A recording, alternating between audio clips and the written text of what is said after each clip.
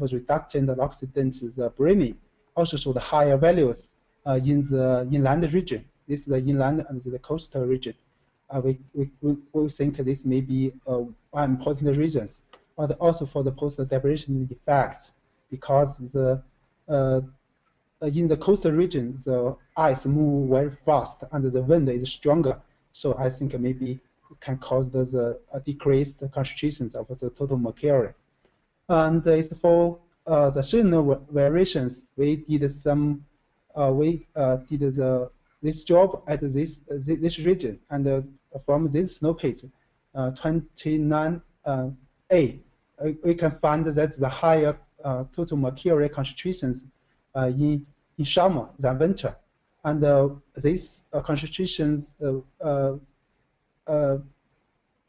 variations also show the similar trend with the bromine, and we also can get the conclusion that this the bromine is very important for the deposition of the mercury into the snow layers.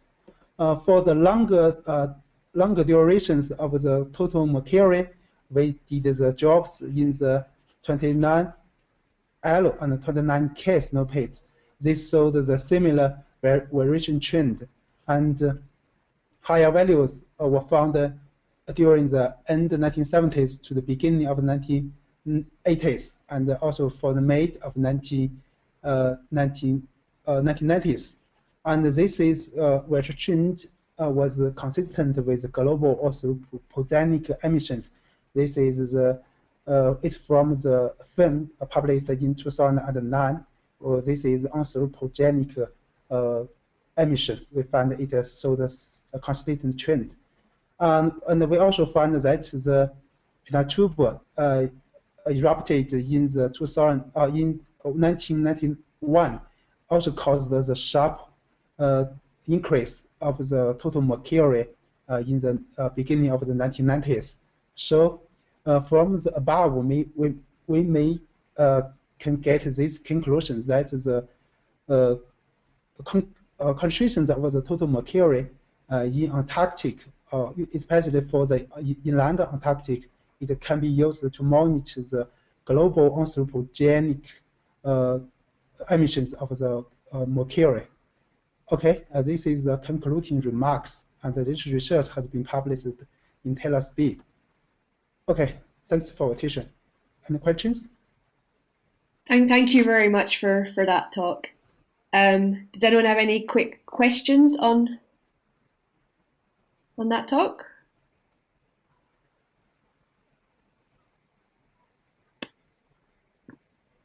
Remember, if you think of questions later, then just type them into the box, and we might get a chance at the end to go through them.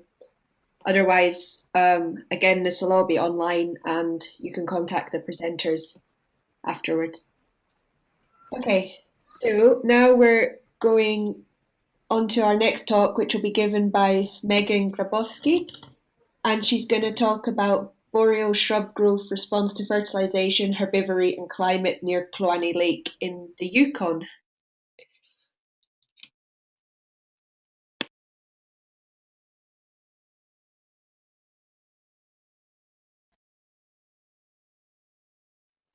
Okay, hello. Can everyone hear me okay? Yes. Hello? Can you hear me? Okay, great. Okay, so my name is Megan, and I'll be chatting today about my master's project, which surrounds investigations of boreal shrub growth in southwest Yukon. So it's a bit of a shift from Antarctic or high Arctic work. I'll chat about where it's located and everything, but first I'd like to say thanks to APECS for organizing this online conference. It's exciting to have an opportunity to share my studies with such an international audience, so thank you very much. So I'll start by chatting about the Yukon Territory where my research is conducted, and then a bit of the scientific background of the Kluane project. Then I'll chat about shrubification, expansion of shrubs in the circumpolar, and then more specifically on my boreal shrub project, and then I'll share some some hot off the press preliminary results. I just started my analysis portion of my project, so we're a bit early on. But so the Yukon Territory is located in northwest Canada. I put a little map in the corner. It might be hard to see, but we're kind of just above British Columbia, which is the most western province, and beside Alaska.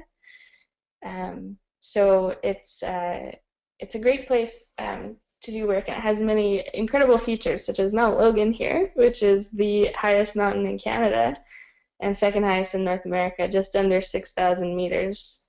And Mount Logan is located in Kelowna National Park, and the research I do is located just on the edge of Kelowna National Park, right off Kelowna Lake, at a research station. And this research is also conducted in the traditional territory of the Champagne-Ajiac First Nation and Kelowna First Nation, and I very much appreciate that they allow this research to be done on their land. So the Yukon is also my home. So this is, I'm there in the stroller, and there's my mom. So I was born in Dawson City, Yukon, which is a really unique Klondike town, about 6 hours drive north of Whitehorse.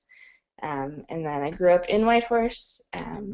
Hunting is also big in the Yukon, so here is my first Dall sheep, which is a big accomplishment for me. And then more recently I've been attempting to dog mush. So this was last month, just outside of Whitehorse at a sprint dog mushing race. So I'm very fortunate to do research in the Yukon because it is also my home. So a bit of the scientific background of the region. In the early 70s, my supervisor, Dr. Charles Krebs, and his colleagues set up a monitoring program and a large-scale experiment program in the Kelowna region.